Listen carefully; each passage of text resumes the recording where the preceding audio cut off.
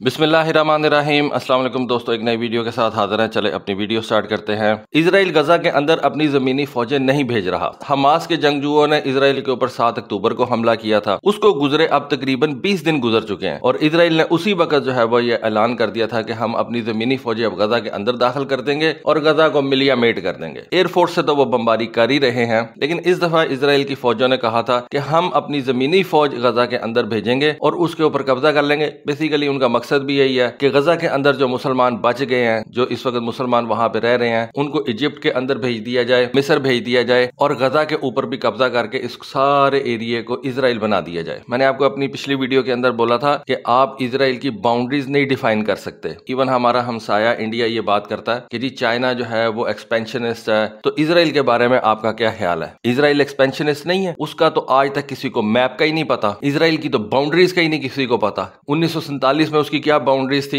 2023 के अंदर उसकी क्या बाउंड्रीज होंगी, आज से 50 साल के बाद उसकी क्या बाउंड्रीज होंगी। तो इजराइल तो एक बदमस्त हाथी की तरह है जो कि हर तरफ एक्सपेंशन करना चाहता है और आपको अभी इजराइल का नहीं पता। आपको मैं सिर्फ ये रिक्वेस्ट करूंगा, आपको इजराइलियों का नहीं पता। आप जाके इब्राहिमिक रिलीजन्स को स्टडी करें, इन लोगों को स्टडी करें, आपको पता चलेगा ये किस किस्म के लोग हैं। और यही अगर काम चाइना करे तो वो बुरा है, लेकिन इजराइल करे तो वो अच्छा है। ये होता है डबल स्टैंडर्ड। यही काम अगर वेस्ट करे, हर मुल्क को नेटो इत्तेहाद के अंदर शामिल करता जाए और रशिया के ऊपर चढ़ दौड़े तो नेटो अच्छा है। वेल, आपको एक स्टैंडर्ड से सबको जो है वो रखना पड़ेगा। जो मुल्क एक्सपेंशनिस्ट है उन सबको बुरा कहें, नेटो को भी बुरा कहें। तो एनीवे, बात किसी और तरफ चली गई। लेकिन इस वक्त इजराइल जो है वो ग्राउंड इन्वेजन स्टार्ट नहीं कर रहा। उसकी क्या रीजन बताई जाती है? आपने पिछले दिनों एक चीज देखी होगी कि सीरिया के अंदर अमेरिका की जो फौजी बेसिस हैं उनके ऊपर हमले स्टार्ट हो गए। अमेरिका ने भी रिटेलिएट किया F-16 के जरिए से। जिन लोगों ने, जिस मलेशिया ने, बेसिकली ईरान बैग मलेशिया ही है, उसने अमेरिकन के ऊपर जब हमले किए तो अमेरिका ने अपने F-16 सीरिया के अंदर भेज के उनके ठिकानों पर बमबारी शुरू कर दी।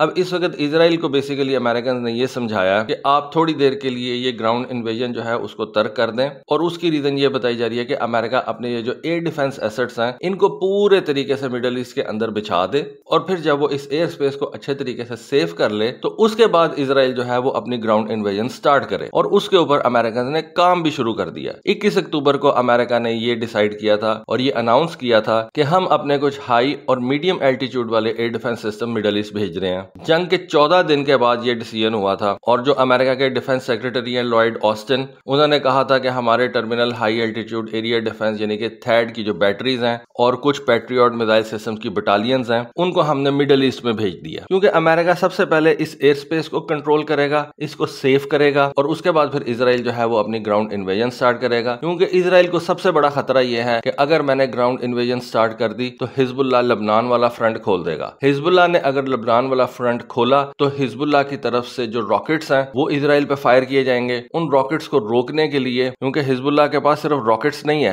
हिजबुल्लाह के पास बड़े जदीद किस्म के बैलिस्टिक मिसाइल्स भी हैं। आपके ख्याल में हिजबुल्लाह के पास कितने रॉकेट्स होंगे? एक एस्टिमेट के मुताबिक हिजबुल्लाह के पास 1.25 लाख से ऊपर रॉकेट्स मौजूद हैं और मिसाइलों की तादाद भी बेशुमार है। तो अगर ये सारे के सारे हिजबुल्लाह एकदम इजराइल के ऊपर फायर कर देता है तो दुनिया का कोई एयर डिफेंस इनको रोक नहीं सकता। कितनों को रोक लेगा? 70,000 को रोक लेगा, 1 लाख को रोक लेगा, 25,000 फिर भी रॉकेट्स जो है वो इजराइल के ऊपर आके गिरेंगे और उनसे जो तबाही फैलेगी उसका इजराइल तस्वर भी नहीं कर सकता। तो ऐसा नहीं है कि सारी गेम जो है वो इजराइल और अमेरिकन के हाथ में है। ईरान ने भी अपना बहुत ज्यादा असला हिजबुल्लाह को दिया हुआ है और हिजबुल्लाह के पास बड़े जबरदस्त किस्म के वेपन्स हैं। और हिजबुल्लाह की जो स्ट्रेटेजी है वो ये है कि ठीक है, टेक्नोलॉजिकली तो उसके जो वेपन्स हैं वो इजराइल का मुकाबला नहीं कर सकते, लेकिन हिजबुल्लाह के वेपन्स इजराइल के डिफेंस को ओवरवेल्म जरूर कर देंगे और इतना ज्यादा ओवरवेल्म कर देंगे कि इजराइल का जो एयर डिफेंस सिस्टम है वो चोक हो जाएगा। तो इस चीज को रोकने के लिए अमेरिकन अपने एयर डिफेंस सिस्टम, जिनके अंदर पैट्रियट्स हैं, जिनके अंदर थैड मिसाइल सिस्टम्स हैं, वो मिडिल ईस्ट के अंदर भेज रहा है। अब यहाँ पे आप एक मुनाफिकत देखें, क्या ये पैट्रियट मिसाइल सिस्टम और ये थैड मिसाइल सिस्टम जो है वो अमेरिका जो इस वक्त इजराइल भेज रहा है, क्या वो इनको यूक्रेन नहीं भेज सकता? बिल्कुल भेज सकता है, लेकिन क्यों नहीं दे रहा यूक्रेन को? क्योंकि उसको अब अपनी पड़ गई है। और मैंने अभी आपको पिछली वीडियो के अंदर बताया कि अमेरिका की मिलिट्री भी इस वक्त जो है वो स्ट्रेच हो गई हुई है। उसके पास अब इतनी फोर्सेज और इतना असला नहीं है कि वो यूक्रेन यूक्रेन की जंग को भी सपोर्ट कर सके और वो इजराइल को भी सपोर्ट कर सके। क्या समझते हैं आप इसके बारे में? फिर वही बात जो मैं बार बार कहता हूं कि हम ह्यूमन बीइंग्स हैं, हमारी लिमिटेशंस हैं। हम सुपरमैन नहीं है। सुपरमैन सिर्फ और सिर्फ फिल्मों में होता है। और अमेरिका को आप सुपरमैन समझना बंद कर दें। और अगर अमेरिका हिजबुल्लाह के ठिकानों पे हमला करता है तो हो सकता है कि ईरान सीरिया के अंदर अपनी जो फोर्सेज हैं उनको आगे बढ़ा दे और सीरिया से फोर्सेज जो हैं वो इजराइल में दाखिल हो जाएं।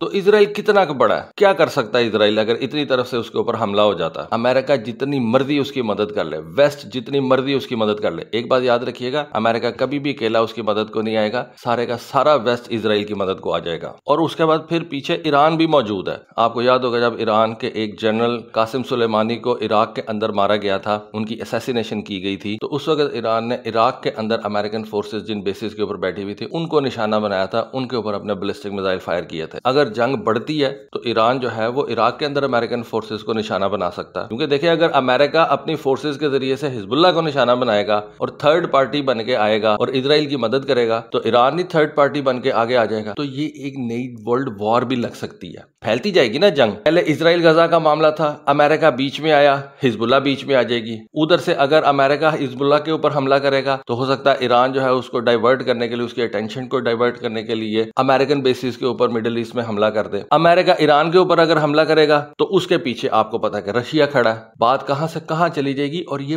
फैलती चली जाएगी। ये इतना आसान नहीं है अमेरिकन के लिए भी और इजरायलीज के लिए भी कि वो ग्राउंड इन्वेजन शुरू कर दें। किसी वजह से वो रुके हुए हैं। उनको पता है कि ये बात बड़ी लंबी चली जाएगी और उसका नुकसान अल्टीमेटली इजराइल को हो जाएगा। क्योंकि कितना का बड़ा मुल्क है इजराइल। सीरिया से भी फौजें आ जाएंगी, लबनान से भी फौजें आ जाएंगी, ईरान पीछे से हमला कर देगा और इजराइल ये अफोर्ड ही नहीं कर सकता कि उसके बंदे जो हैं वो मरे। क्योंकि ऑलरेडी कितने ज्यादा हैं, वो थोड़े से तो हैं। तो इस वक्त सारे जो है वो ये कैलकुलेशन कर रहे हैं और इजराइल की हिम्मत नहीं पड़ी कि वो गजा के अंदर अपनी ग्राउंड इन्वेजन स्टार्ट करे। अब ये जो पैट्रियट्स हैं, ये तो आपको पता है कि ये क्रूज मिसाइल्स को रोक सकते हैं, फाइटर जेट्स को रोक सकते हैं, लेकिन ये जो थर्ड सिस्टम है इसके बारे में भी आपको पता है कि ये इंटरमीडिएट रेंज वाले बैलिस्टिक मिसाइल्स को रोक सकता है। और आपको पता है कि ईरान के पास शहाब 3 की सूरत में एक MRBM है, मीडियम रेंज बैलिस्टिक मिसाइल है। फिर ईरान के पास सिर्फ ये शहाब 3 बैलिस्टिक मिसाइल नहीं है, ईरान के पास खरमशहर बैलिस्टिक मिसाइल भी मौजूद है। फिर पिछले दिनों हमने देखा कि ईरान ने अपने एक बैलिस्टिक मिसाइल के ऊपर हाइपरसोनिक ग्लाइड व्हीकल्स भी रखे हुए हैं। तो ईरान अपने बैलिस्टिक मिसाइल टेक्नोलॉजी को इंप्रूव कर रहा है, चाहे वो नॉर्थ कोरिया की मदद से कर रहा है, चाहे वो रशिया की मदद से कर रहा है, लेकिन ईरान अपने बैलिस्टिक मिसाइल सिस्टम की जो टेक्नोलॉजी है उसको इंप्रूव जरूर कर रहा है। और अमेरिका जितने मर्जी ये एयर डिफेंस सिस्टम्स ले आए, थैड ले आए, पैट्रियट ले आए, नेसैम्स ले आए, ईरान के पास भी जो मिसाइल्स हैं